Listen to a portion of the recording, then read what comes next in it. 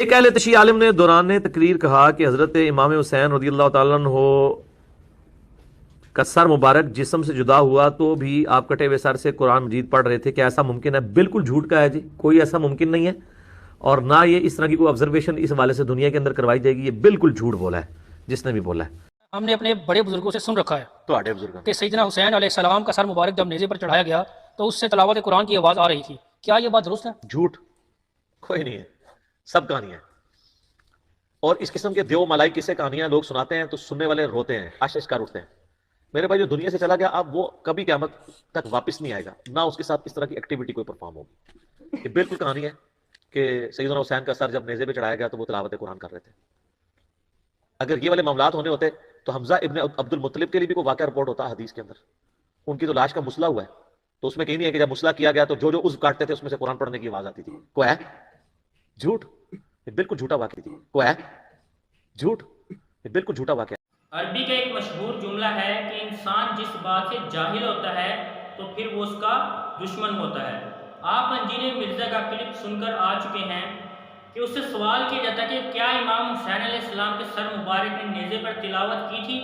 تو پھر اس بات پر اس نے جو آگے زبان درازی کی ہے وہ الفاظ میں اپنی زبان پر نہیں لانا چاہتا، وہ آپ سن چکے ہیں کہ وہ کہتا ہے کہ یہ معاذ اللہ سما معاذ اللہ ایک دیو ملائی کا قصہ ہے، یہ جھوٹ ہے، سما معاذ اللہ۔ اب میں آپ کے سامنے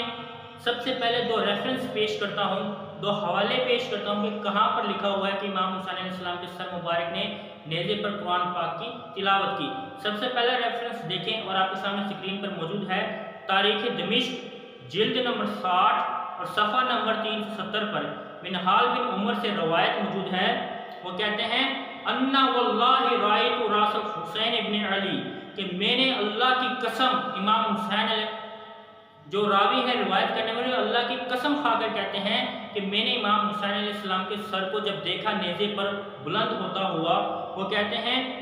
حملا وانا دمشق میں وبین یدی راس الرجل یقرأ سورۃ الکہف، کہ ایک شخص امام حسین علیہ السلام کے سر کے مبارک کے پاس کھڑا ہو کر تلاوت کر رہا تھا، کس چیز کی؟ حتی بالغ قول تعالی، کہ جب وہ اللہ تعالیٰ کے اس کلام پر پہنچا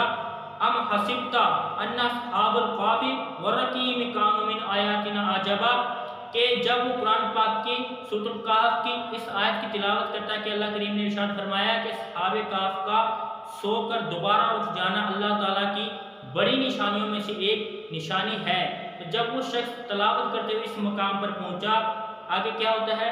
قال فانطق اللہ راس باللسان ضرب، تو اللہ تعالیٰ کے حکم سے، اللہ تعالیٰ کے اذن سے امام حسین علیہ السلام کا سر کلام کرتا ہے، اور امام حسین علیہ السلام کا سر کیا فرماتا ہے؟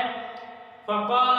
عجب من اصحاب الکہف وقتل وحملی، کہ میرا قتل کیے جانے کے بعد تلاوت کرنا سر کا، یا سر کا کلام کرنا اصحاب کہف کے واقعے سے بھی زیادہ عجیب اور بڑی نشانی ہے۔ یعنی کہ امام حسین علیہ السلام کی بات کا مفہوم یہ تھا کہ اصحاب کہف جو غار میں سو گئے تھے 300 سے زیادہ عرصہ، اور اس کے بعد وہ دوبارہ بیدار ہوئے اور ان پر موت نہیں آئی، ان کے نزدیک ان پر صرف دن کا کچھ حصہ گزرا تھا۔ تو اللہ تعالیٰ نے جب اس بات کو بیان کیا تو اللہ تعالیٰ کی ذات نے فرمایا یہ اللہ تعالیٰ کی بڑی اور عجیب نشانیوں میں سے ایک نشانی ہے۔ امام حسین علیہ السلام نے اس بات پر کلام کیا اور فرمایا عجب من اصحاب الکہف قتل وحملی، کہ میرا شہید کر کے یا میرا قتل کر کے کیے جانے کے بعد میرے سر کا دوبارہ کلام کرنا یہ اصحاب کہف کے واقعے سے بھی بڑی نشانی ہے اور عجیب نشانی ہے۔ کہ مفہوم کے طور پہ عرض کر رہا ہوں کہ امام حسین علیہ السلام کا نظریہ یہ ہے کہ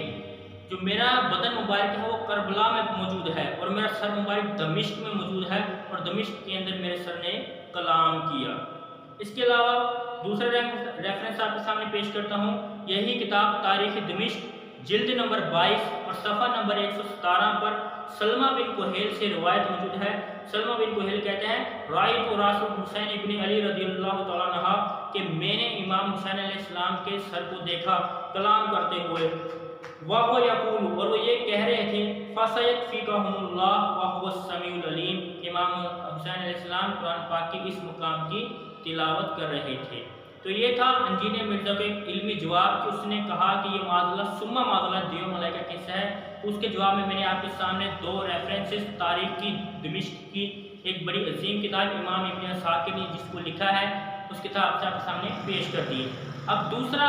پوائنٹ سمجھیں کہ انجینئر مرزا نے دوسری بات عرض کی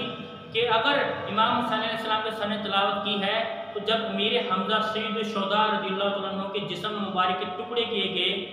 جنگ احد میں، تو پھر جب ٹکڑے کرتے ہوئے ان کے جسم مبارک سے بھی قرآن پاک کی تلاوت آنی چاہیے تھی، کہ جو چیز امیر حمزہ رضی اللہ تعالیٰ عنہ سے ممکن نہیں ہوئی کہ جب ان کے جسم کو کاٹا گیا، ان کے جسم کے اعضاء کو کاٹا گیا، ان کا جگر مبارک کو کاٹا گیا، کلیجہ نکالا گیا، تو ان کے جسم سے تو قرآن پڑھنے کی آواز نہیں آئی، تو امام حسین علیہ السلام کے جسم سر مبارک سے قرآن پڑھنے کی آواز کیسے آ سکتی ہے؟ اس نے ایک ہیلا دیا، ایک بہانہ دیا کہ جو چیز کسی بڑے سے ممکن نہیں وہ چیز کسی چھوٹے سے ممکن کیسے ہو سکتی ہے؟ یہ اسے کہتے ہیں کہ علم سے جاہل کی جہالت نہ گئی، نادان کو الٹا پڑھا تو بھی نادان نکلا، کہ انجینئر مرزا نے یہ پوائنٹ بنا لیا ہے کہ جو چیز کسی بڑے کے لیے ممکن نہیں وہ کسی چھوٹے کے لیے بھی ممکن نہیں ہو سکتی۔ اب اسی بات پر میں آپ کو دلیل دیتا ہوں۔ بخاری شریف کی حدیث ہے، یہ آپ کے سامنے موجود ہے، بخاری شریف حدیث نمبر 3045۔ اسی حدیث میں دو واقعات موجود ہیں جو انجینئر مرزا کی اس غلط نظریے کا رد کرتے ہیں کہ جو چیز کسی بڑے کے لیے ممکن نہیں ہوتی وہ کسی چھوٹے کے لیے بھی ممکن نہیں ہو سکتی، جبکہ یہ نظریہ انتہائی غلط ہے۔ سب سے پہلے عاصم بن انصاری رضی اللہ عنہ کا میں آپ کے سامنے واقعہ پیش کرتا ہوں، یہ آپ کی اسکرین پر موجود ہے، کہ ان کو قریش کفار نے قتل کر دیا تھا۔ جب ان کو شہید کر دیا گیا یا قتل کر دیا گیا تو ان کا یہ چاہتے تھے کہ اب ان کا شہید تو ہم نے کر دیا ہے کہ ان کے جسم میں مبارک کا کوئی حصہ کاٹ کر ہم اپنے علاقے اپنے قبیلے میں لے جاتے ہیں تاکہ ہم ان کو دکھا سکیں کہ ہاں بھئی ہم نے حضرت عاصم بن انصاری کو شہید کر دیا ہے، قتل کر دیا ہے۔ تو جب وہ حضرت عاصم بن انصاری کے جسم کا کوئی حصہ کاٹنے کے لیے آتے تو اللہ تعالیٰ نے ان کے جسم مبارک کی، ان کی جو بدن مبارک کا جو شہید ہو چکا ہے اس کی حفاظت کے لیے بھونڈ، جسے ہم عام بھونڈ کہہ دیتے ہیں، آپ کے سامنے اس کی تصویر بھی موجود ہے، اس کو اللہ تعالیٰ ان کے جھنڈوں کو، ان کے جھرمٹ کو، ان کے گروپ کو حضرت عاصم بن انصاری رضی اللہ عنہ کے جسم کی حفاظت کے لیے بھیج دیا کہ جب کفار مکہ ان کا جسم کاٹنے کے لیے، ان کے جسم کے اعضاء کاٹنے کے لیے ان کے قریب آتے، وہ گھنڈوں کا چھتا ان پر حملہ کر دیتا، جس سے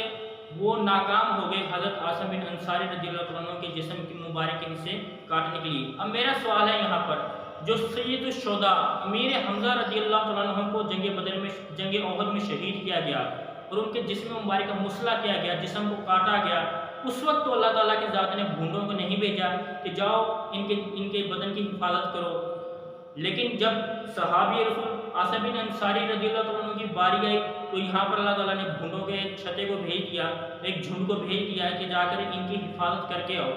تو یہ کیا معاملہ ہے؟ یہاں پر تو اللہ تعالیٰ نے حضرت سید الشہداء حضرت امیر حمزہ رضی اللہ عنہ کے جسم مبارک کی حفاظت نہیں کی، حالانکہ وہ افضل ہیں اور بڑے ہیں، لیکن حضرت عاصم بن انصاری کے جسم کی حفاظت کی، حالانکہ وہ چھوٹے ہیں۔ اس بات کا کیا نتیجہ نکلا؟ تو یہ اللہ تعالیٰ کی شان ہے کہ اس کی ذات ہے کہ وہ چاہے کسی بڑے کی کوئی کرامت، کوئی نعمت، کوئی حفاظت عطا کرے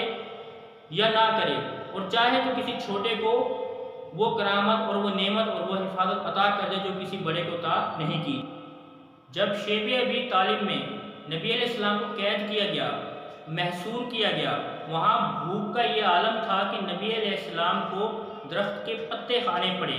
لیکن ہم قوم بنی اسرائیل کے واقعات قرآن میں پڑھیں، وہاں ہمیں یہ ملتا ہے کہ اللہ تعالیٰ نے قوم بنی اسرائیل کے لیے آسمان سے پکے پکائے کھانے نازل کیے۔ تو کیا معاذ اللہ انجینئر مرزا کے اس نظریے کے تحت کہ جو چیز کسی بڑے کے لیے ممکن نہیں وہ کسی چھوٹے کے لیے ممکن کیسے ہو سکتی ہے؟ اگر ہم اسی نظریے کے تحت چلیں تو معاذ اللہ ہم یہ سوچنے پر مجبور ہیں کہ اللہ تعالیٰ نے بنی اسرائیل والوں کے لیے تو آسمان سے پکے پکائے کھانے اتار دیے، لیکن جب نبی علیہ السلام محصور تھے شیب ابی طالب میں تو وہاں نبی علیہ السلام کو بھوک کی وجہ سے پتے کھانے پڑے، تو نبی علیہ السلام کے لیے تو اللہ تعالیٰ نے وہاں سے آسمان سے من و سلوہ نہیں اتارے، پکے پکائے کھانے نہیں اتارے۔ تو یہ اللہ تعالیٰ کی ایک رضا ہے، اس کی حکمت ہے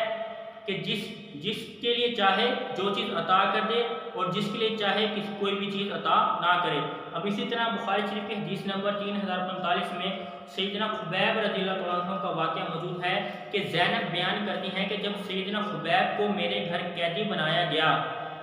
تو ان کے پاس جب میں جایا کرتی تھی تو وہاں پر بے موسمی پھل موجود ہوتے تھے، یعنی کہ جو پھل وہاں موجود ہوتے تھے ان کا موسم نہیں تھا، پورے مکہ میں وہ پھل کہیں بھی نہیں ہوتے تھے، لیکن اس طرح کے پھل حضرت خبیب رضی اللہ تعالیٰ عنہ کے پاس وہاں موجود ہوتے تھے، بے موسمی پھل، یعنی جو انگور تھا وہ پورے مکہ شہر میں کہیں بھی اویلیبل نہیں تھا اور نہ ہی اس کا موسم تھا، لیکن انگور کے گوشے حضرت خبیب رضی اللہ تعالیٰ عنہ کے پاس موجود ہوتے تھے اور اس سے وہ کھایا کرتے تھے۔ تو یہ اللہ تعالیٰ کی مدد ہے کہ جسے چاہے عطا کرے اور جسے چاہے اپنی رضا اپنی حکمت کے تحت عطا نہ کرے۔ تو اب یہ میں دوبارہ وہی بات عرض کرنا چاہتا ہوں کہ صحابی رسول کے لیے جب قیدی تھے، جب ان کو کھانے میں کمی تھی تو اللہ تعالیٰ نے آسمان سے جنت سے انگور کے گوشے حضرت خبیب رضی اللہ تعالیٰ عنہ کے لیے بھیج دیے، لیکن جب شیب ابی طالب میں نبی علیہ السلام مبارک نبی علیہ السلام کی ذات جب وہاں پر محصور تھی تو وہاں نبی علیہ السلام کو پتے کھانے پڑے بھوک کی وجہ سے، وہاں تو اللہ تعالیٰ نے نبی علیہ السلام کے لیے انگور نہیں بھیجے۔ تو انجینئر مرزا صاحب اس بات کا آپ کیا جواب دیں گے؟ تو یہ ایک آپ کی جاہلانہ سوچ اور ایک جاہلانہ نظریہ ہے کہ آپ کو جس چیز کا علم نہیں ہوتا آپ اس چیز کو جھوٹ کہہ دیتے ہیں۔ میری اس گفتگو میں کوئی غلطی ہو، کوئی کوتاہی ہو، کوئی کمی ہو، کوئی پیشی ہو، اس لیے مجھے معاف فرمائیے گا۔ السلام علیکم ورحمۃ اللہ وبرکاتہ۔